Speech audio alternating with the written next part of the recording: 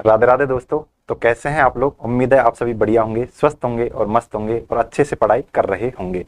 तो फिर से स्वागत है आपका हमारे YouTube channel study with RJ भखूरा में। तो दोस्तों आपको पता होगा कि हम YouTube पर सॉफ्टवेयर की क्लासेज लेके आ रहे हैं और उसमें भी हम ऑपरेटिंग सिस्टम पढ़ रहे थे। ठीक है, पिछली क्लास में कुछ टेक्निकल इश्यू आने के कारण हमें क्लास को बीच में ही रोकना पड़ा। तो आज हम स्टार्ट करते हैं। तो पिछली क्लास में हमने पढ़ा था सॉफ्टवेयर के बारे में। सॉफ्टवेयर के बारे में तो मैंने आपको बोला था कि सॉफ्टवेयर में केवल आपको दो लाइन याद रखनी है। कौन सी? यानी कि जो भी आपके कंप्यूटर के लिए निर्देश हैं वो क्या कहलाते हैं? सॉफ्टवेयर।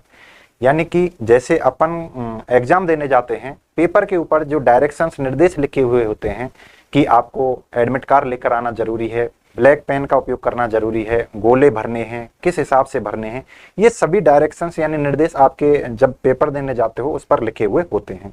उसी हिसाब से कंप्यूटर को चलाने के लिए कुछ निर्देश होते हैं जो इसकी मेमोरी पर लिखे हुए होते हैं। उनको ही अपन क्या बोलते हैं? सॉफ्टवेयर बोलते हैं। सॉफ्टवेयर के यूज के हिसाब से हमने सॉफ्टवेयर को दो तरह से बांट दिया है। एक होता है सिस्टम सॉफ्टवेयर और एक होता है एप्लीकेशन सॉफ्टवेयर। सिस्टम सॉफ्टवेयर वे होते हैं जो हमारे कंप्यूटर को चलाने के लिए आवश्यक होते हैं और एप्लीकेशन सॉफ्टवेयर वे होते हैं जो यूजर यानी हमारे लिए आवश्यक होते हैं, हमारी जरूरतों को पूरा करते हैं। ठीक है, यदि आपके कंप्यूटर में सिस्टम सॉफ्टवेयर नहीं है तो आपका कंप्यूटर एक डिब्बा है, यानी वो कोई काम का नहीं है। लेकिन यदि आपके कंप्यूटर में एप्लीकेशन सॉफ्टवेयर है या नहीं है, इससे आपके कंप्यूटर को चलने या नहीं चलने से कोई फर्क नहीं पड़ेगा। तो हम स्टार्ट करते हैं क्या? Operating system.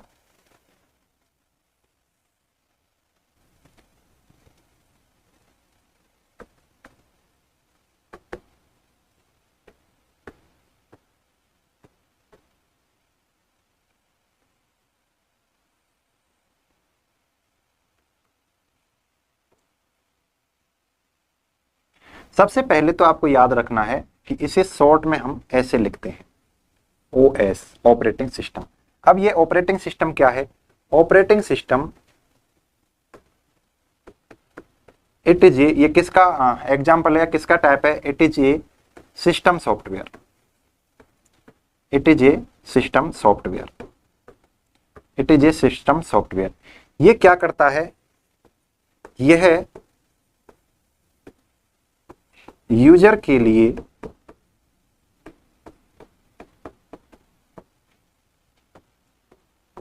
हार्डवेयर का एक्सेस प्रदान करता है। एक्सेस प्रदान करता है। इसका मतलब क्या है? यहां शब्द यूज हो रहा है एक्सेस। इसका मतलब है ऐसे निर्देश, ऐसी कमांड्स जो आपके कंप्यूटर के हार्डवेयर हैं उनको चलाने के लिए उपयुक्त होंगी, उनको अनुमति कौन देगा? ऑपरेटिंग सिस्टम देगा। यानी कि आप यदि माउस को चलाना चाह रहे हो, कीबोर्ड को चलाना चाह रहे हो, तो उनकी अनुमति चलाने की कहां से मिलती है? ऑपरेटिंग सिस्टम से। यानी ऐसे नियम कानून जो हमें कीबोर्ड, माउस, प्रिंटर, मॉनिटर आदि को चलाने के लिए जरूरी हैं, ठीक है ना, तो उनका एक्सेस यानी उनकी अनुमति हमें कहां से मिलेगी? ऑपरेटिंग सिस्टम के द्वारा मिलेगी। उसके बाद क्या होता है? अब कैसे मिलेगी? यह यूजर एवं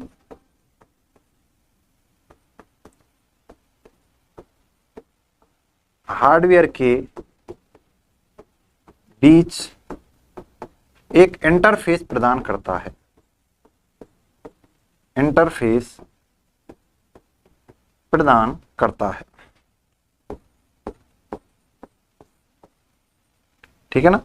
यूजर और हार्डवेयर, ये आप यूजर हैं, ठीक है ना, आप अपने कंप्यूटर को यूज लेना चाह रहे हैं। ठीक है, तो जैसे ही आप स्टार्ट करोगे तो यहां पर कुछ आइकन्स बने हुए होते हैं, ठीक है ना, कंप्यूटर के अंतर्गत। ये आपका कीबोर्ड हो गया। तो जो ये आइकन्स हैं, ठीक है ना, या आपकी जो ये स्क्रीन है, ठीक है ना, ये किसके द्वारा आ रही है? ऑपरेटिंग सिस्टम के द्वारा। यदि आपके कंप्यूटर में ऑपरेटिंग सिस्टम नहीं है तो आपको ये स्क्रीन दिखाई नहीं देगी, यानी जो भी आपके कंप्यूटर में आइकन्स बने हुए हैं वो आपको दिखाई नहीं देंगे।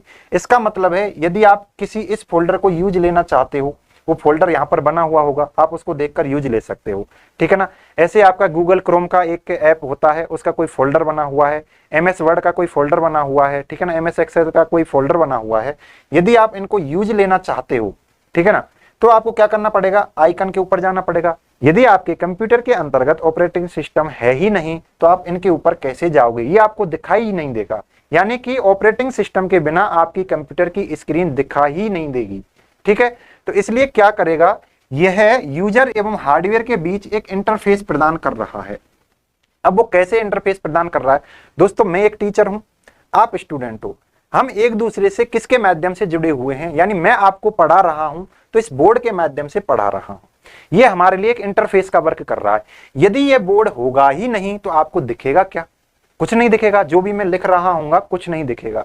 इसलिए ऑपरेटिंग सिस्टम क्या करता है, जब आप प्रिंटर को यूज लेना चाहते हो या स्कैनर को यूज लेना चाहते हो, ठीक है ना, या कोई भी डिवाइस या मेमोरी को यूज लेना चाहते हो, पेन ड्राइव को यूज लेना चाहते हो, तो उनके उसके अंतर्गत आइकन बने हुए होते हैं। उन आइकन को बनाकर कौन देता है, ऑपरेटिंग सिस्टम देता है। यानी कि वो क्या हो गए, आइकन्स क्या हो गए, इंटरफेस हो गए। इसलिए आपका जो ऑपरेटिंग सिस्टम है क्या प्रदान कर रहा है, इंटरफेस। अब इंटरफेस की बात आई है तो अपन इंटरफेस पर चर्चा करेंगे कि इंटरफेस कितने प्रकार के होते हैं, इंटरफेस के आधार पर ऑपरेटिंग सिस्टम कितने प्रकार के होते हैं, इस पर हम अब चर्चा करने वाले हैं। यह बहुत इंपॉर्टेंट टॉपिक है। राजस्थान पुलिस का एग्जाम हो और इंटरफेस से क्वेश्चन नहीं पूछा जाए, ऐसा हो ही नहीं सकता, ठीक है दोस्तों। तो अब हम पढ़ते हैं इंटरफेस के बारे में। क्या चर्चा करेंगे हम, इंटरफेस।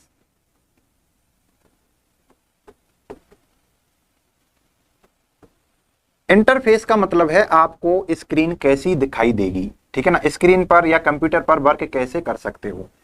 इंटरफेस होते हैं दोस्तों दो प्रकार के। इंटरफेस कितने प्रकार के होते हैं, 2 प्रकार के। एक होता है CUI या आप बोल सकते हो CLI, ठीक है। उसके बाद एक ऑपरेटिंग सिस्टम का यानी इंटरफेस का एक टाइप होता है, कौन सा है, GUI, ठीक है ना। सबसे पहला क्वेश्चन यही पूछा जाता है कि इंटरफेस कितने प्रकार के होते हैं। इंटरफेस होते हैं 2 प्रकार के। इंटरफेस कौन प्रदान करता है, इंटरफेस प्रदान करता है ऑपरेटिंग सिस्टम। 2 प्रकार कौन कौन से हैं, एक होता है CUI या CLI और दूसरा होता है GUI। CLI की फुल फॉर्म होती है कैरेक्टर यूजर इंटरफेस, CLI की होती है कमांड लाइन इंटरफेस और GUI की होती है ग्राफिकल यूजर इंटरफेस। तो उसके बाद एक क्वेश्चन और बनता है इनकी फुल फॉर्म्स का, तो CUI की फुल फॉर्म लिख लेते हैं,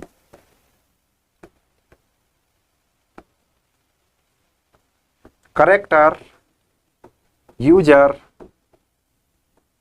इंटरफेस। उसके बाद CLI की फुल फॉर्म क्या रहेगी, कमांड लाइन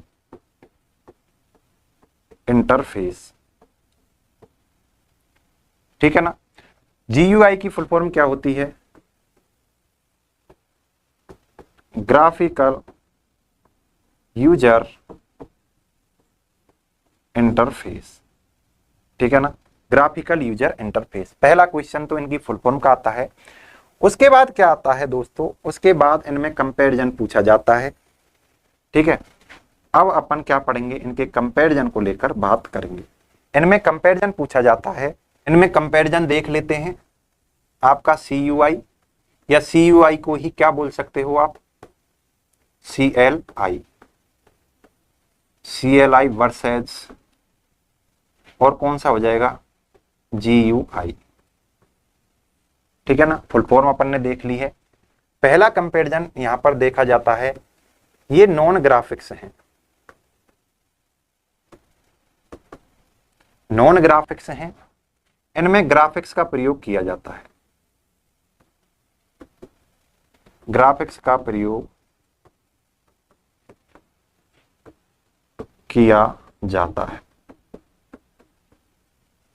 इसका मतलब है कि जब आप किसी कमांड को यूज करोगे, इसमें वो कमांड एक चित्र के रूप में या आइकन के रूप में या मेनू के रूप में या फोल्डर के रूप में आपको दिखाई देगी। लेकिन इसमें आपको केवल शॉर्टकट की से काम चलाना पड़ेगा। आपको कुछ भी पिक्चर दिखाई नहीं देगी, केवल आपको शॉर्टकट की यूज लेनी है, यानी कि आपको कमांड यूज लेनी है, उसके ही आधार पर वर्क होगा। जैसे हम क्या करते हैं, आपने देखा होगा जब आप कंप्यूटर में MS वर्ड में काम कर रहे हो तो आप किसी भी चीज को यदि आप कट करना चाहते हो तो वहां पर कट का ऑप्शन भी आपको मिलता है, एक फोल्डर में एक आइकन मिलता है कट का, ठीक है ना। कट का आइकन कैसे होता है, एक कैंची की तरह आपको ऐसे दिखाई देगा, ठीक है ना। तो आप इस आइकन से भी किसी भी वर्ड को कट कर सकते हो। उसके बाद आप Ctrl+C शॉर्टकट की भी यूज ले सकते, Ctrl+X कट के लिए Ctrl+X ये यूज ले सकते हो। लेकिन आप जब बात करोगे CUI की तो वहां पर आप केवल शॉर्टकट की ही यूज ले सकते हो, आपको ये आइकन दिखाई नहीं देंगे। तो सीधा सीधा सा मतलब है, यहां पर ग्राफिक्स का यूज होता है, यहां पर ग्राफिक्स का यूज नहीं होता। ये भी आपसे कंपैरिजन में पूछ लिया जाता है। उसके बाद पूछा जाता है कि यूजर के लिए यानी उपयोग लेने में कौन आसान है कौन टफ है। तो दोस्तों आपको पता होगा कि सबसे बड़ी समस्या होती है शॉर्टकट कीज को याद रखने की, ठीक है ना, क्योंकि आप खुद परेशान हैं। आपके कंप्यूटर का जो एग्जाम होगा उसके अंतर्गत शॉर्टकट की जाएंगी, आप उनसे खुद परेशान है कितनी याद करें, ठीक है ना। तो इसलिए इसको यूज लेना बहुत टफ है, इसको यूज लेना आसान है। यानी कि ये क्या है, ये यूजर फ्रेंडली नहीं है, यह यूजर फ्रेंडली नहीं है, यह यूजर फ्रेंडली है,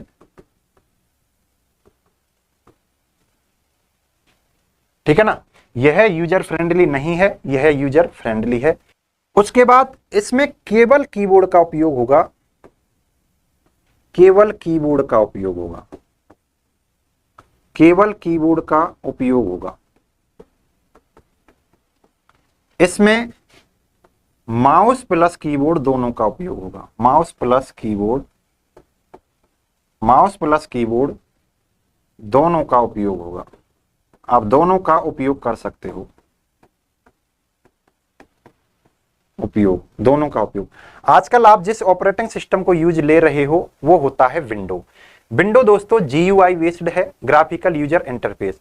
इसलिए आप देखते हैं, ओके दोस्तों थोड़ा कॉल आ गया था इसलिए। तो हमने बात की थी कि CUI के अंतर्गत केवल कीबोर्ड यूज होगा और GUI के अंतर्गत माउस प्लस कीबोर्ड दोनों का यूज होगा, ठीक है। तो क्वेश्चन यही पूछ लिया जाता है कि माउस का उपयोग किस में नहीं किया जाता है। तो आपका जो भी ऑपरेटिंग सिस्टम CUI को या CLI को उपयोग करेगा, इस इंटरफेस को उपयोग करेगा, उसमें आप माउस का यूज नहीं करोगे। तो यहां पर माउस का उपयोग नहीं, माउस का उपयोग नहीं और माउस का उपयोग, माउस का उपयोग इसमें होगा, इसमें नहीं होगा। उसके बाद इसमें एक और क्वालिटी होती है दोस्तों, मैं आपको बता रहा था कि इसके अंतर्गत आइकन आदि होते हैं, मेनू होता है, फोल्डर होता है। तो इसके अंतर्गत WIMP होता है, WIMP होता है, ठीक है ना। राजस्थान पुलिस के अंतर्गत कम से कम 5 से 6 बार इससे रिलेटेड क्वेश्चन पूछे जा चुके हैं। क्वेश्चन पूछा जाता है कि WIMP का प्रयोग किसके अंतर्गत होता है, GUI के अंतर्गत, ग्राफिकल यूजर इंटरफेस। उसके बाद पूछा जाता है कि इस WIMP में W का मतलब क्या होता है। तो W का मतलब होता है दोस्तों विंडो। उसके बाद I का मतलब होता है आइकन। उसके बाद M का मतलब होता है मेनू। उसके बाद P का मतलब होता है पॉइंटर, ठीक है ना। तो यहां आप WI से कंफ्यूज नहीं होते हो, M और P से होते हो। M की जगह पर वो माउस लिख के दे देता है और P की जगह पर पिक्चर लिख के दे देता है, ठीक है ना। वह क्वेश्चन पूछता है कि GUI के अंतर्गत क्या क्या यूज होता है, विंडो, आइकन, पिक्चर और मेनू। तो यहां पर आप समझ नहीं पाओगे कि क्या गलत है क्या सही है, ठीक है ना। तो ये आपको याद रखना है, इससे कई क्वेश्चन पूछे गए हैं राजस्थान पुलिस के अंतर्गत, ठीक है।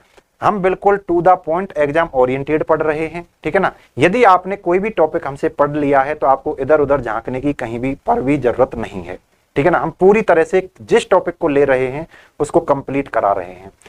अब ये इसके कंपैरिजन हो गए, थोड़े बहुत और हैं जहां से राजस्थान पुलिस के अंतर्गत 2022 में एक क्वेश्चन आया था, उन कंपैरिजन को भी देख लेते हैं। दोस्तों जो ये CUI होता है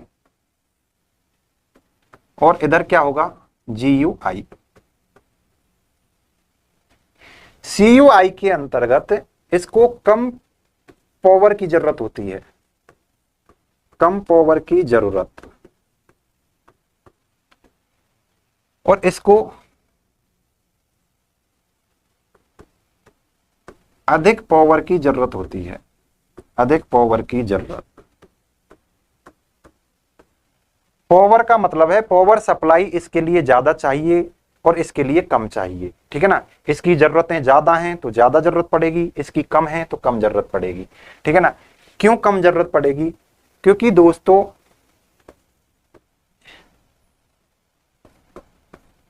it consumes less space, ठीक है ना। it consumes more space, क्योंकि इसको रखने के लिए, यानी इसको रखने के लिए कम जगह की आवश्यकता होती है, ठीक है ना। कम मेमोरी घेरता है, यह मेमोरी यानी स्पेस को ज्यादा घेरता है। ये आपके स्टेटमेंट के रूप में लिखे हुए आए थे, आपसे पूछा गया था कि कौन सा सही है और कौन सा गलत है। तो आप देख लो, यहां पर कम पावर की जरूरत पड़ेगी, यहां अधिक पावर की जरूरत पड़ेगी। यह यानी कि मेमोरी कम खपत करता है, मेमोरी की खपत कम है, यहां पर खपत कम है, और यहां मेमोरी की खपत ज्यादा है, मेमोरी स्पेस की खपत ज्यादा है, स्पेस की खपत ज्यादा है, ठीक है ना। तो ये अंतर आपको समझ में आ गए होंगे। तो उसके बाद हम देखते हैं कि इनकी स्पीड क्या होती है। तो इसकी स्पीड होती है दोस्तों फास्ट, और इसकी स्पीड होती है स्लो। क्योंकि इसकी स्पीड फास्ट क्यों होती है? क्योंकि दोस्तों आपको पता होगा कि किसी भी कार्य को करने के लिए हम फास्ट करने के लिए शॉर्टकट की यूज ले रहे हैं। तो इसका सीधा सीधा सा मतलब है, जो CUI है यानी कैरेक्टर यूजर इंटरफेस है, उसकी स्पीड हमेशा ज्यादा रहेगी और GUI की स्पीड हमेशा कम रहेगी। तो ये इनके बीच में क्या हो गए, अंतर हो गए। ये आपको याद रखने हैं, आपके एग्जाम में पूछे जाते हैं, बहुत इंपॉर्टेंट टॉपिक है। एक एक लाइन, ठीक है ना, एक एक शब्द बहुत बड़ा कीमती है, ठीक है ना। किसी को भी इग्नोर नहीं करना है, क्योंकि हम एग्जाम ओरिएंटेड ला रहे हैं, बिल्कुल जो आपको जरूरत है वही लेकर आ रहे हैं। अनवांटेड चीजें हम वैसे ही नहीं पढ़ा रहे हैं, ठीक है दोस्तों। तो अब चलते हैं आगे। तो आगे हम देख लेते हैं कि ऑपरेटिंग सिस्टम के एग्जाम्पल CUI बेस्ड कौन कौन से हैं, CUI या CLI, CUI या CLI बेस्ड कौन कौन से हैं, और GUI बेस्ड कौन कौन से एग्जाम्पल हैं, ठीक है ना। ये ऑपरेटिंग सिस्टम के एग्जाम्पल देख रहे हैं। तो CUI बेस्ड है दोस्तों, एक है यूनिक्स, ये आपको याद रखना है। दूसरा है MS DOS, MS DOS, इसमें DOS की फुल फॉर्म पूछी जाती है, डिस्क ऑपरेटिंग सिस्टम। तो दो आपको याद रखने हैं। यदि आपसे पूछे कि यूनिक्स किसको प्रयोग करता है, किस इंटरफेस को प्रयोग में लेता है, तो आप क्या जवाब दोगे, CUI या CLI। यदि आपसे दूसरा क्वेश्चन पूछा जाए कि MS DOS किस इंटरफेस को यूज करता है, तो CUI या CLI। इधर दो एग्जाम्पल हैं। उसके बाद इधर आपका आता है फेमस एग्जाम्पल जो आप अभी यूज लेते हो, MS विंडो, ठीक है ना। उसके बाद मैक OS, ठीक है ना, मैकिंटोश ऑपरेटिंग सिस्टम। उसके बाद लाइनक्स, ठीक है ना। तो ये आपके एग्जाम्पल हो जाते हैं। ये एप्पल कंपनी का है और ये है माइक्रोसॉफ्ट का है। इनकी कंपनियां भी पूछ ली जाती हैं, ठीक है ना, कि MS विंडो ऑपरेटिंग सिस्टम किसका है, माइक्रोसॉफ्ट का। इधर भी MS DOS किसका है, ये भी माइक्रोसॉफ्ट का है। ठीक है ना। तो ये आपको याद रखने हैं, ये माइक्रोसॉफ्ट का है, ये भी माइक्रोसॉफ्ट का है, मैकिन्टोश ये एप्पल का है। ठीक है, उसके बाद ये तो हो गए आपके कंप्यूटर के ऑपरेटिंग सिस्टम। जीयूआई में मोबाइल के ऑपरेटिंग सिस्टम और आते हैं, एक होता है आईओएस, एक बाड़ा, ठीक है ना, एक एंड्रॉयड जो आप अभी यूज लेते हो, इसलिए आप अपने मोबाइल को क्या बोल देते हो, एंड्रॉयड, क्योंकि अभी फिलहाल में जो ऑपरेटिंग सिस्टम चल रहा है वो कौन सा है, एंड्रॉयड। ठीक है, उसके बाद एक होता है सैम्बियन। सैम्बियन ये जो ऑपरेटिंग सिस्टम है ये यूज होते हैं मोबाइल में, और ये ऑपरेटिंग सिस्टम यूज हो रहे हैं किसमें, कंप्यूटर में। तो आपको ये याद रखने हैं, Unix, MS DOS, MS window, Mac OS, Linux. IOS भी किसका है, ये भी एप्पल का ही है, जिसको आप आईफोन बोलते हो। ठीक है ना, आईफोन ऑपरेटिंग सिस्टम, आईओएस भी एप्पल का है और मैक ओएस भी एप्पल का है। बाड़ा, एंड्रॉयड, सैम्बियन और आईओएस ये किसके एग्जाम्पल हैं, मोबाइल के ऑपरेटिंग सिस्टम के, मोबाइल के ओएस यानी ऑपरेटिंग सिस्टम के एग्जाम्पल हैं। तो ये आपको आने चाहिए। ठीक है ना, यहां से क्वेश्चन पूछे जाते हैं। हम आगे जब हमारी क्लासेज होंगी तो यूनिक्स को अलग से पढ़ेंगे, एमएस डोस को अलग से पढ़ेंगे, एमएस विंडो को अलग से पढ़ेंगे, मैकिन्टोश ओएस को अलग से पढ़ेंगे, लाइनक्स को, इन सभी को हम अलग से पढ़ेंगे, क्योंकि इनके अंदर से भी क्वेश्चन पूछ लिए जाते हैं। मैं बस बार बार आपको बता रहा हूं कि बस एक बार आप विश्वास कर लो, आपका कोई क्वेश्चन इधर उधर नहीं होगा। ठीक है, अब ये आपके क्या हो गए, ये इंटरफेस हो गया। अभी तक हमने जो पढ़ा है वो क्या हो गया, इंटरफेस। ठीक है ना, पहले हमने पढ़ा था सॉफ्टवेयर, फिर हमने पढ़ा सॉफ्टवेयर दो टाइप्स के होते हैं, एक सिस्टम सॉफ्टवेयर, एक एप्लीकेशन सॉफ्टवेयर। उसके बाद हम पढ़ रहे हैं सिस्टम सॉफ्टवेयर को। सिस्टम सॉफ्टवेयर में पहला सॉफ्टवेयर हमने उठाया है ऑपरेटिंग सिस्टम। ऑपरेटिंग सिस्टम में हमने बात की थी कि ऑपरेटिंग सिस्टम हमें क्या करता है, हार्डवेयर का एक्सेस प्रदान करता है। यानी हम किसी भी हार्डवेयर डिवाइस को यूज लेना चाह रहे हैं तो उसकी अनुमति कौन देता है, ऑपरेटिंग सिस्टम देता है। कैसे अनुमति देता है, ये हमारे यानी यूजर और हार्डवेयर के बीच में एक इंटरफेस प्रदान करता है, जिसके थ्रू हमें आइकन दिखाई देते हैं या हम कोई चीज टाइप कर सकते हैं, तो वहां से हम उस हार्डवेयर को यूज ले सकते हैं। फिर हमने बात की है कि इंटरफेस दो तरह के होते हैं, एक होता है CUI या CLI, कैरेक्टर यूजर इंटरफेस या कैरेक्टर लाइन इंटरफेस। उसके बाद एक होता है GUI, graphical user interface. CUI या CLI में नॉन ग्राफिक्स होता है, यानी ग्राफिक्स का उपयोग नहीं होता, पिक्चर, आइकन, फोल्डर आदि का उपयोग नहीं होता। और GUI आपका ग्राफिकल यूजर इंटरफेस होता है, यानी इसमें ग्राफिक्स का यूज होता है। इसलिए जिसमें ग्राफिक्स का यूज होगा, जहां पर हम देख देख के वर्क कर सकते हैं, वो यूजर के लिए सिंपल रहता है। इसलिए GUI आपका यूजर फ्रेंडली होता है और CUI आपका नॉन यूजर फ्रेंडली होता है।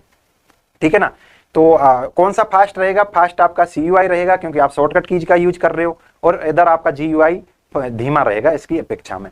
ज्यादा पावर की खपत कौन करेगा, GUI करेगा, कम पावर की खपत कौन करेगा, CUI करेगा। ठीक है ना, तो ये सब चीजें हमने इंटरफेस के अंतर्गत पूछ ली, यहां से बाहर कुछ नहीं जाएगा। एक GUI के अंतर्गत हमने पढ़ा है कि WIMP क्या होता है। WIMP में W का मतलब, I का मतलब, M का मतलब, P का मतलब। W का मतलब होता है विंडो, I का मतलब आइकन, M का मतलब मेनू और P का मतलब होता है पॉइंटर। यहां पर आप कंफ्यूज नहीं हो, M से क्वेश्चन में वो माउस दे देता है और P से पिक्चर दे देता है, तो आपके दिमाग में ये आता है कि हम GUI के अंदर माउस का भी यूज लेते हैं, पिक्चर का भी यूज लेते हैं। लेकिन दोस्तों WIMP में M का मतलब मेनू ही होता है, P का मतलब पॉइंटर होता है। तो ये आपका इंटरफेस हो गया है। मुझे उम्मीद है आपको बहुत अच्छे से समझ में आ गया होगा। अब हम चलते हैं कि आपके ऑपरेटिंग सिस्टम की कंप्यूटर के अंतर्गत लोकेशन कहां होती है, यानी ये स्टोर किस जगह पर होता है ऑपरेटिंग सिस्टम। ठीक है दोस्तों, तो आगे चलते हैं। अब हम पढ़ने वाले हैं OS की लोकेशन, यानी OS कहां स्थित होता है। ठीक है दोस्तों, तो मैंने आपको कंप्यूटर आर्किटेक्चर बताया था जब मैंने हार्डवेयर पढ़ाया था दोस्तों, इसलिए ही मैंने हार्डवेयर पढ़ाया था। ये आपकी रोम हो गई, ये आपकी क्या हो गई, इधर लिख लो भले ही, रैम हो गई, और नीचे रैम के नीचे क्या होता है, कैश मेमोरी। ठीक है ना, कैश मेमोरी से कौन जुड़ा हुआ होता है, आपका CPU। CPU के तीन पार्ट होते हैं, एक CU, एक ALU और एक रजिस्टर। ठीक है ना, तो कैश मेमोरी की लोकेशन भी पूछी जाती है, कई एग्जाम्स में पूछी गई है कि कैश मेमोरी कहाँ स्थित होती है।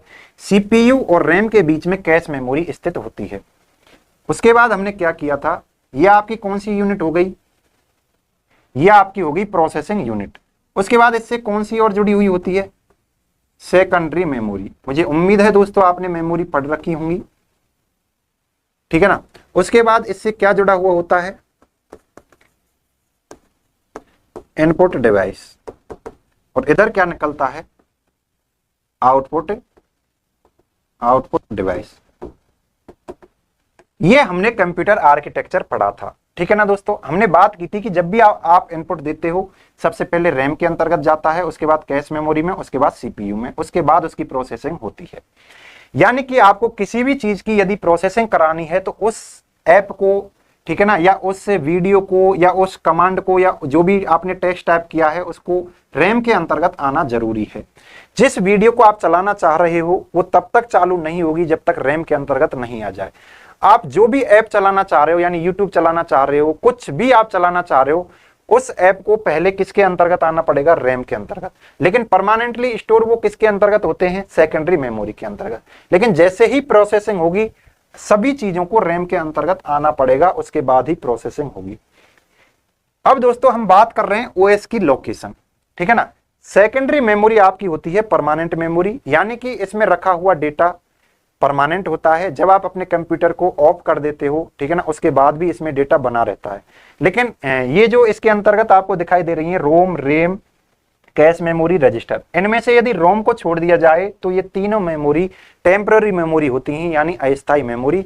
इनके अंतर्गत रखा हुआ डेटा यदि आप स्विच ऑफ कर दोगे, ठीक है ना, कंप्यूटर को बंद कर दोगे, तो इनके अंतर्गत जो भी डेटा होगा वो उड़ जाएगा, ठीक है। तो इसलिए हम ऑपरेटिंग सिस्टम को परमानेंटली रूप से कहां स्टोर करके रखते हैं, सेकेंडरी मेमोरी के अंतर्गत। यदि आपसे क्वेश्चन पूछा जाए कि परमानेंटली ऑपरेटिंग सिस्टम, यानी जो आपके इंस्ट्रक्शंस हैं जिनको आप ऑपरेटिंग सिस्टम बोल रहे हो, वो कहां पर स्टोर होंगे, ऑपरेटिंग यानी सेकेंडरी मेमोरी के अंतर्गत, ठीक है ना। तो जैसे ही आप कंप्यूटर को स्टार्ट करते हो, तो कंप्यूटर को स्टार्ट कौन करता है, कंप्यूटर को स्टार्ट करता है ऑपरेटिंग सिस्टम जब रैम के अंतर्गत आ जाता है, ठीक है ना। अब कंप्यूटर स्टार्ट कैसे होता है, वो बूटिंग होता है। इसके बाद पढ़ने वाले हैं हम कि बूटिंग क्या होता है, ठीक है ना। तो अभी आप ये याद रखो कि आपका operating system permanently secondary memory में स्थित होता है। जैसे ही आप अपने कंप्यूटर को स्टार्ट करते हो तो ये ऑपरेटिंग सिस्टम यहां से चलकर रैम के अंतर्गत आ जाता है, ठीक है भाई। तो जब आपका कंप्यूटर स्टार्ट हो गया है उस टाइम पर आपका ऑपरेटिंग सिस्टम होगा रैम के अंतर्गत। जैसे ही आप अपने कंप्यूटर को स्विच ऑफ कर दोगे, लाइट बंद कर दोगे, उसके बाद आपका ऑपरेटिंग सिस्टम कहां चला जाएगा, सेकेंडरी मेमोरी के अंतर्गत। तो यहां से एक बूटिंग शब्द है, वो भी सीख लो। ऑपरेटिंग सिस्टम का सेकेंडरी मेमोरी से रैम के अंतर्गत आना ही बूटिंग कहलाती है। कंप्यूटर स्टार्ट कब हो रहा है, जब आपका ऑपरेटिंग सिस्टम रैम के अंतर्गत आ जाए। इसलिए हमारे कंप्यूटर को स्टार्ट करने के लिए ऑपरेटिंग सिस्टम का होना बहुत जरूरी है, ठीक है दोस्तों। तो आपको समझ में आ गया होगा कि ऑपरेटिंग सिस्टम परमानेंटली कहां स्टोर होता है, परमानेंटली ये स्टोर होगा सेकेंडरी मेमोरी के अंतर्गत। लेकिन जब आप अपने कंप्यूटर को चलाते हो, यानी टेम्परेरी ये कहां होता है, टेम्परेरी रहता है ये रैम के अंतर्गत, ठीक है मेरे भाई। तो मुझे उम्मीद है ये चीज आपके समझ में आ गई होगी कि ओएस की लोकेशन कहां होती है। हमारा अगला टॉपिक है बूटिंग। बूटिंग क्या होती है,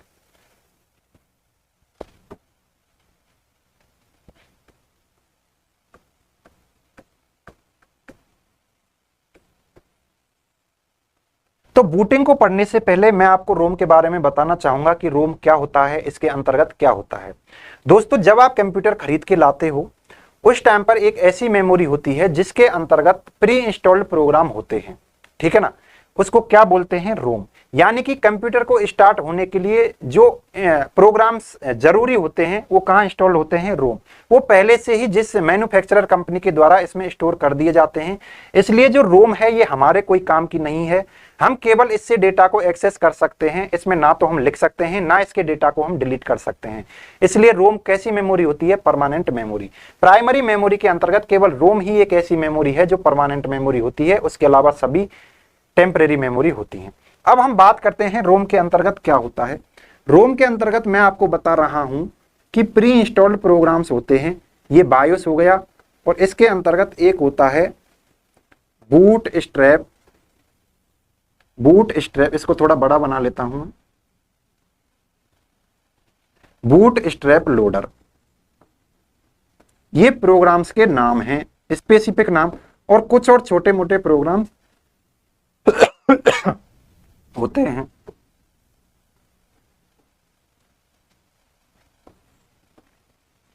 ठीक है ना। अब ये प्रोग्राम्स हैं, यानी कुछ निर्देश लिखे हुए हैं। बूट स्ट्रैप लोडर में भी कुछ निर्देश लिखे हुए हैं, माइक्रो प्रोग्राम्स में भी कुछ निर्देश लिखे हुए हैं। सबसे पहले तो आपसे बायोस की फुल फॉर्म पूछी जाएगी, बेसिक इनपुट आउटपुट सिस्टम। ठीक है ना, ये हो गई।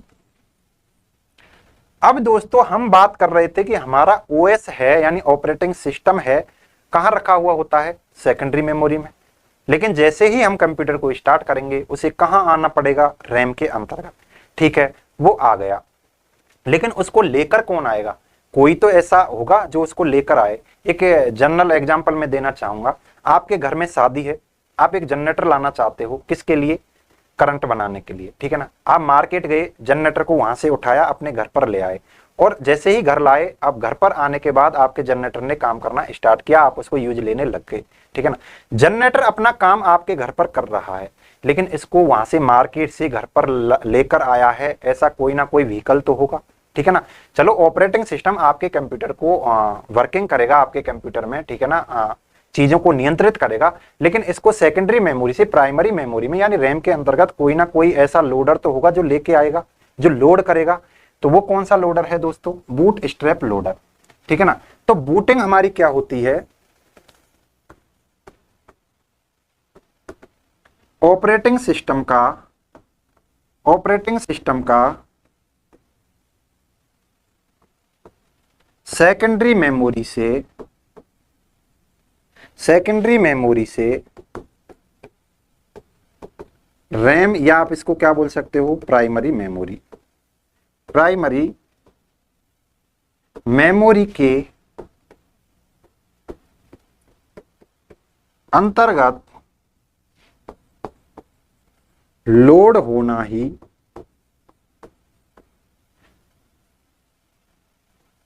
होना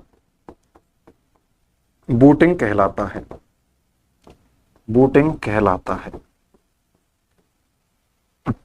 अब इसको लोड कौन करता है, तो प्री इंस्टॉल्ड प्रोग्राम रोम के अंतर्गत आ चुका है, कौन सा है, बूट स्ट्रैप लोडर। जैसे ही आप अपने कंप्यूटर को खरीद कर लाए, उन्होंने एक प्रोग्राम इंस्टॉल करके दे दिया कि भाई ये क्या काम आएगा, आपका जो ऑपरेटिंग सिस्टम है सेकेंडरी मेमोरी में रखा हुआ है, उसको रैम के अंतर्गत लेकर आएगा। तो ऑपरेटिंग सिस्टम को सेकेंडरी मेमोरी से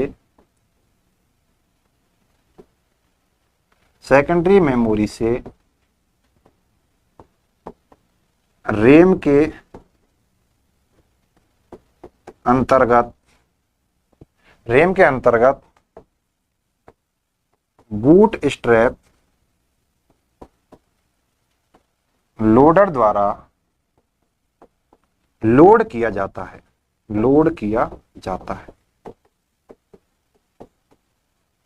ठीक है ना, एक जनरल डेफिनेशन बूटिंग की और दी जाती है। बूटिंग क्या है, कंप्यूटर का स्टार्ट होना, यानी कंप्यूटर को जब आप स्टार्ट करते हो उसे क्या बोलते हो, बूटिंग। लेकिन एग्जाम में ये डेफिनेशन नहीं आती, एग्जाम में डेफिनेशन आती है ये है, यानी कि आपके ऑपरेटिंग सिस्टम का सेकेंडरी मेमोरी से रैम के अंतर्गत आना बूटिंग कहलाता है। अब बूटिंग को करता कौन है, बूट स्ट्रैप लोडर। ठीक है ना, अब रोम यदि हमने पढ़ी है तो दोस्तों रोम से भी कुछ एक क्वेश्चन आ जाते हैं, तो हम रोम को भी देख लेते हैं थोड़ा। ठीक है ना, रोम को भी हम देख लेते हैं थोड़ा। रोम की फुल फॉर्म क्या होती है, रीड ओनली मेमोरी। ठीक है ना, अब रोम में क्या होता है, रोम में आपका बायोस होता है,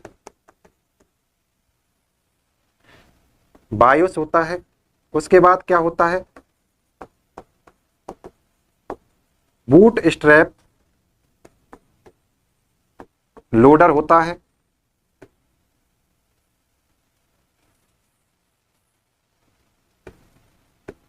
बायोस होता है, बूट स्ट्रैप लोडर होता है और कुछ मैक्रो प्रोग्राम्स होते हैं, कुछ मैक्रो प्रोग्राम्स होते हैं। ठीक है ना दोस्तों, ये आपके रोम के अंतर्गत होते हैं। रोम कैसी मेमोरी है? रोम एक परमानेंट मेमोरी है, परमानेंट मेमोरी है। उसके बाद ये नॉन वोलेटाइल मेमोरी है। नॉन वोलेटाइल का मतलब है यदि आपने करंट बंद कर दिया, यानी आपने अपना कंप्यूटर स्विच ऑफ कर दिया, तो भी इसका डेटा नहीं उड़ेगा, इसके अंतर्गत जो लिखा हुआ है वो नहीं मिटेगा। अब बायोस की फुल फॉर्म पूछी जाती है। और दोस्तों बूट स्ट्रैप लोडर का काम पूछा जाता है कि बूट स्ट्रैप लोडर क्या काम आता है। बूट स्ट्रैप लोडर है, इसका CET 2023 में एक क्वेश्चन आया हुआ है, CET 2023 में, कि आपका बूट स्ट्रैप लोडर जो है, आपका बूट स्ट्रैप लोडर है, ये किस जगह पर स्थित होता है, यानी किस जगह पर स्टोर होता है। तो अब आपको समझ में आ रहा होगा बूट स्ट्रैप लोडर कहां स्थित होता है, रोम के अंतर्गत। एक क्वेश्चन कंप्यूटर टीचर का जो एग्जाम हुआ था 2022 के अंतर्गत, वहां पूछा गया था कि बायोस कहां स्टोर होता है, तो बायोस कहां स्टोर होता है, रोम के अंतर्गत। तो मुझे उम्मीद है आपको रोम भी समझ में आ गई होगी। रोम का इससे बाहर कोई क्वेश्चन नहीं जाएगा। इसके टाइप्स और पूछ लिए जाते हैं, ठीक है ना। तो थोड़े इसके टाइप्स भी देख लेते हैं रोम के।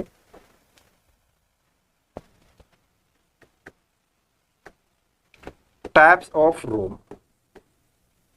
ठीक है ना। तो रोम के एक तो एम रोम है इसका टाइप, उसके बाद कौन सा है, एक पी रोम है, ठीक है ना, एक है ईपी रोम,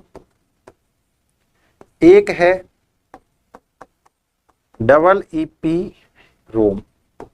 सबसे पहले तो इनकी फुल फॉर्म आपको आनी चाहिए। एम रोम की होती है मास्क रीड ओनली मेमोरी। उसके बाद पी की होती है प्रोग्रामेबल रीड ओनली मेमोरी। उसके बाद क्या होता है, ईपीई की होती है erasable programmable read only memory, read only memory, ठीक है ना। उसके बाद दोस्तों जो आपकी ईपीआरओएम होती है, ये अपने आप में दो तरह की होती है। एक होती है यूबी ईपीआरओएम। ईपीआरओएम का फुल फॉर्म तो यही हो जाएगी। उसके बाद यूबी की होती है अल्ट्रा वायलेट। दोस्तों इसके अंतर्गत जो डेटा लिखा हुआ है, इसको अल्ट्रा वायलेट के माध्यम से मिटाया जा सकता है, ठीक है ना। इसलिए इस मेमोरी को क्या नाम देते हैं, यूबी ईपीआरओएम, ठीक है ना। उसके बाद ईपीआरओएम की एक और टाइप है, वो कौन सा है, डबल ईपीआरओएम, यानी कि इलेक्ट्रिकली और ईपीआरओएम की तो ऊपर वाली ही फुल फॉर्म हो जाएगी, यानी कि जिसमें इलेक्ट्रिकली डेटा को मिटाया जाता है या रिमूव किया जाता है। इलेक्ट्रिकली डेटा का मतलब है इलेक्ट्रिक पल्स का उपयोग करते हुए। आजकल हम पेन ड्राइव से डेटा को कैसे डिलीट करते हैं, इलेक्ट्रिक पल्स का ही तो यूज कर रहे हैं। तो ऐसे यदि डेटा को मिटाएं तो कौन सी हो जाएगी, डबल ईपीआरओएम। और यदि आप अल्ट्रा वोलेट यानी पराबैंगनी किरणों का उपयोग करेंगे डेटा को मिटाने के लिए, तो वो कौन सी हो जाएगी, यूवीईपीआरओएम। यदि आपसे केवल एक नाम ले कि ईपीआरओएम में किस चीज से डेटा को मिटाया जाता है या ईपीआरओएम में किसका उपयोग किया जाता है, तो डिफॉल्ट रूप से आपको मानना है दोस्तों इस यूवी वाले को, ईपीआरओएम। यदि आपको केवल ईपीआरओएम भी दे देना तो आप समझ जाना कि वो है किसकी बात कर रहा है, यूवीईपीआरओएम की बात। ये दोस्तों एसएससी सीएचएसएल के एग्जाम में पूछा गया क्वेश्चन है कि ईपीआरओएम, ठीक है ना, सुनो ध्यान से, ईपीआरओएम के अंतर्गत डेटा को किसके माध्यम से रिमूव किया जाता है या मिटाया जाता है। ऑप्शन में इलेक्ट्रिकली भी था, ऑप्शन में अल्ट्रा वोलेट भी था। तो दोस्तों वहां पर राइट आंसर क्या माना गया है? Ultraviolet. क्योंकि यदि आपको केवल ईपीआरओएम बोले तो आपको समझना है वो परावैंगनी किरणें वाले की बात कर रहा है। तो मुझे उम्मीद है आपको रोम भी समझ में आ गई होगी, इसलिए मैंने आपको सबसे पहले हार्डवेयर समझाया था, क्योंकि सॉफ्टवेयर को आप हार्डवेयर के बिना समझ ही नहीं सकते। जब अपन ऑपरेटिंग सिस्टम पढ़ रहे हैं तो वहां हमें क्या यूज लेना पड़ रहा है? रोम। ठीक है, तो मुझे उम्मीद है रोम आपके पूरी अच्छी तरह से समझ में आ गई होगी। उसके बाद हमारा टॉपिक बूटिंग चल रहा था, तो हम बूटिंग के टाइप्स देख लेते हैं दोस्तों। बूटिंग के टाइप्स, तो बूटिंग के दो टाइप्स होते हैं, एक होती है कोल्ड बूटिंग और दूसरी होती है वार्म बूटिंग। ठीक है ना। कोल्ड बूटिंग का मतलब क्या है? यदि आपका कंप्यूटर पूरी तरह से बंद पड़ा है, यानी बंद पड़े कंप्यूटर को ऑन करना। उसके बाद ये क्या है? ये है रीस्टार्ट, यानी आपका कंप्यूटर स्टार्ट है पहले से, लेकिन आपने उसको स्लीपिंग मोड या किसी दूसरे मोड पर पटक दिया है। रीस्टार्ट या रीबूट, यानी उसके अंतर्गत जो आपकी पावर सप्लाई है वो तो पहले से ही हो रही है, केवल उसको बूटिंग होना बाकी है, तो उसे क्या बोल देंगे हम? Warm booting. लेकिन इसके अंतर्गत पहले से आपके पावर सप्लाई भी नहीं हो रही है, उसे पावर सप्लाई भी करनी है और बूटिंग भी करना है। दोस्तों एक और शब्द आता है यहां से बूटिंग के अंतर्गत, एक यूज लिया जाता है, यानी जब अपन कंप्यूटर को स्टार्ट करते हैं तो कौन कौन सी प्रोसेसिंग होती है।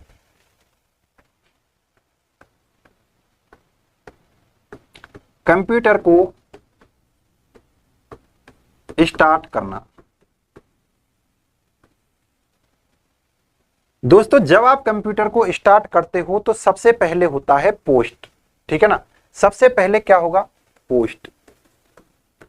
कंप्यूटर को स्टार्ट आपने कैसे किया? स्टार्ट का मतलब है आपने स्विच ऑन किया। जैसे ही आप स्विच ऑन करेंगे सबसे पहले कौन सी प्रोसेस होगी? पोस्ट।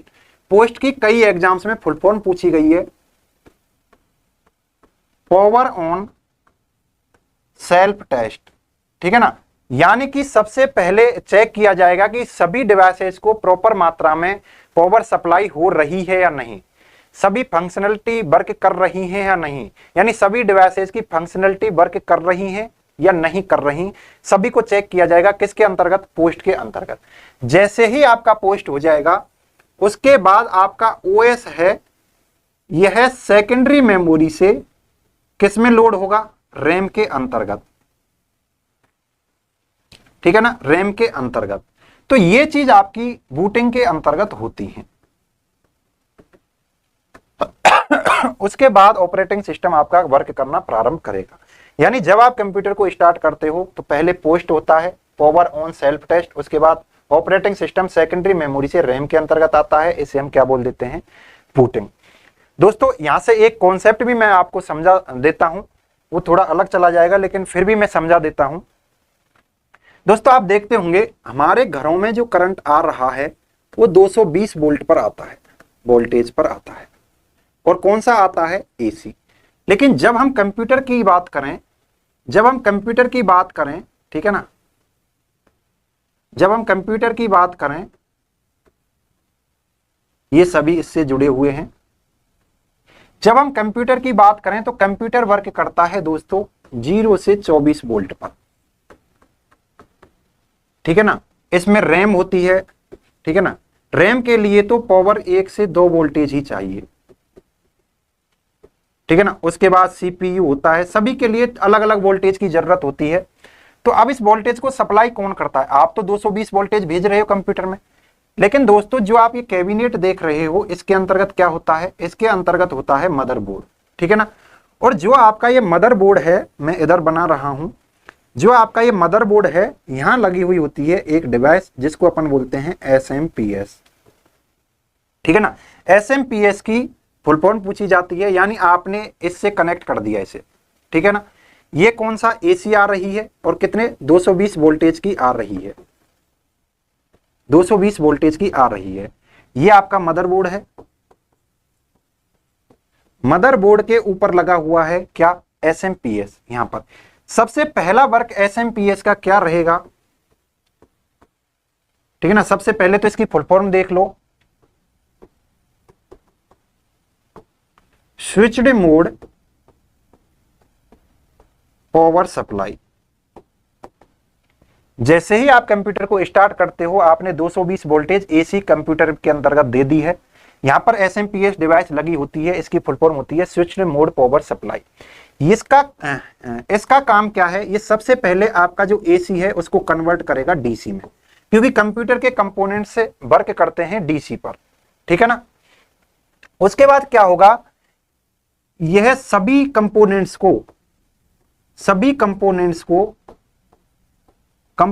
को पावर सप्लाई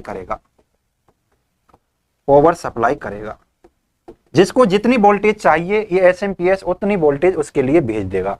तो आपको समझ में आ गया होगा कि कंप्यूटर के अंतर्गत पावर कैसे जाती है। क्योंकि दोस्त आपको पता होगा कि जब अपन माउस या कीबोर्ड को कंप्यूटर से कनेक्ट करते हैं तो हम उनको अलग से करंट से कनेक्ट नहीं करते, वहीं से करंट आता रहता है। पावर सप्लाई कंप्यूटर के अंदर से ही, यानी जो आपका कैबिनेट है वहीं से आती रहती है माउस और कीबोर्ड के लिए भी। अब वो कहां से आ रही होगी, तो उसके लिए कौन काम कर रहा है, एसएमपीएस। तो इसकी भी फुल फॉर्म आपको याद रखनी है। तो मुझे उम्मीद है दोस्तों ये जो चैप्टर आपके अच्छी तरह से समझ में आया होगा, ठीक है ना। हमने पूरा प्रयास किया है कि आपको अच्छी तरह से ऑपरेटिंग सिस्टम समझ में आए। अभी हमने केवल ऑपरेटिंग सिस्टम के इंटरफेस की बात की है, उसके ऑपरेटिंग सिस्टम के लोकेशन की बात की है, और बूटिंग प्रोसेस क्या होता है, ठीक है ना। और उसमें पावर सप्लाई कंप्यूटर के अंतर्गत कैसे होती है, किस पर वर्क करता है, एसी पर करता है या डीसी पर। तो कंप्यूटर डीसी पर वर्क करेगा, कम वोल्टेज पर करेगा, तो इसके लिए कौन सी डिवाइस यूज ली जाएगी, एसएमपीएस, ठीक है दोस्तों। तो मैं बस आपसे यही गुजारिश करना चाहूंगा, यदि आप इस चैप्टर की जो ये चैप्टर है इसकी पीडीएफ लेना चाहते हो तो हमारा टेलीग्राम चैनल है, उसको आप सब्सक्राइब कर लें। टेलीग्राम चैनल क्या है, टेलीग्राम चैनल है कंप्यूटर ज्ञान विद आरजे सर। तो इस पर क्या होगा, जो भी हम पढ़ा रहे हैं ये पूरा डेटा पीडीएफ की फॉर्म में इस टेलीग्राम पर उपलब्ध हो जाएगा, ठीक है। आपको लिखने की जरूरत नहीं है, आपके लिए एक पीडीएफ उपलब्ध हो जाएगी। क्योंकि आपका एग्जाम नजदीक है, आप सभी चीजों को लिख नहीं सकते, केवल आप वीडियो देखो और इसकी पीडीएफ को आप इस टेलीग्राम चैनल को सब्सक्राइब कर लो, यहां से आप प्राप्त कर लो। इस टेलीग्राम चैनल के ऊपर हम प्रीवियस ईयर के क्वेश्चन भी क्विज की फॉर्मेट में डालते रहते हैं, ठीक है ना। आपका कई बार जो भी टॉपिक यहाँ हो जाया करेगा उसके पीवाईक्यू क्विज की फॉर्म में वहां पर डाल दिया करेंगे, वहां से आपकी प्रैक्टिस भी हो जाया करेगी कि आपके कितने क्वेश्चन सही हो रहे हैं, कितने क्वेश्चन गलत हो रहे हैं। तो हम पूरी ईमानदारी से मेहनत कर रहे हैं दोस्तों, ठीक है ना। आपको हमारी मेहनत पसंद आ रही है या नहीं आ रही, यदि आ रही है हमारी पसंद तो हमारे यूट्यूब चैनल को आप सब्सक्राइब करें और जो जरूरतमंद लोग हैं उनके बीच में पहुंचाएं, क्योंकि अभी भी आपके पास टाइम है, जो चीजें आपने नहीं देखी हुई हैं उनको देख लें। दोस्तों मैं बिल्कुल सिंपल चीजें आपके लिए लेकर भी नहीं आने वाला हूं। जिस चीज में डाउट है, कंफ्यूजन है, जो टॉपिक टफ है, मैं केवल उन्हीं को लेकर आऊंगा, क्योंकि सभी को लेकर आने का अभी टाइम भी नहीं है। तो आप मुझे कमेंट बॉक्स में बता सकते हो कि आपका कौन सा टॉपिक कमजोर है, किस में आपको प्रॉब्लम आ रही है, किस में कंफ्यूजन है, वही टॉपिक हम यहाँ पर लेकर आएंगे। अभी ऑपरेटिंग सिस्टम के 2-3 पार्ट और आएंगे, ठीक है ना। मैं सभी पार्ट को इसलिए नहीं लेकर आ रहा हूं कि एक साथ बहुत ज्यादा हो जाएगा, आपसे पढ़ा नहीं जाएगा। इसलिए आप आध पौन घंटे की वीडियो देखो, उसके बाद उसको अच्छे से समझो और आप अच्छे से तैयार कर लो। जो मैंने लिखा है इन शब्दों से बाहर आपके एग्जाम में कोई भी शब्द नहीं आएगा। विश्वास करें, विश्वास करें, विश्वास करें। तो आज के लिए इतना ही। राधे राधे।